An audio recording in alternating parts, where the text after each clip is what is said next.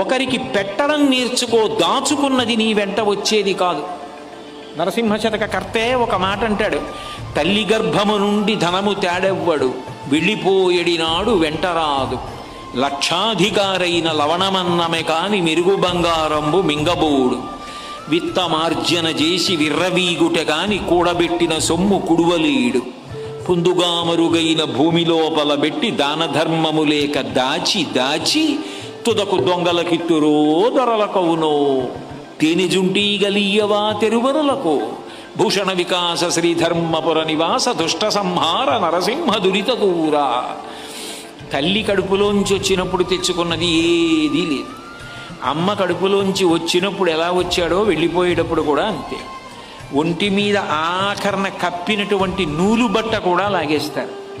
లాగేసి తీసుకెళ్ళి కట్టెల మీద పడుకోబెట్టి వెలిగించేస్తాడు. ఒంట్లో ఉన్న నెత్తురంతా ముద్దలు ముద్దలుగా కట్టెల మధ్యలోంచి పడిపోతుంది.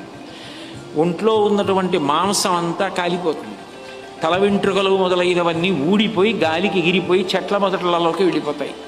ఎముకలు ఊడి మెల్లిమెల్లిగా కింద పడిపోతే కొడుకు అస్థి సంచయనం చేసి తీసుకెళ్ళి గంగా నదులు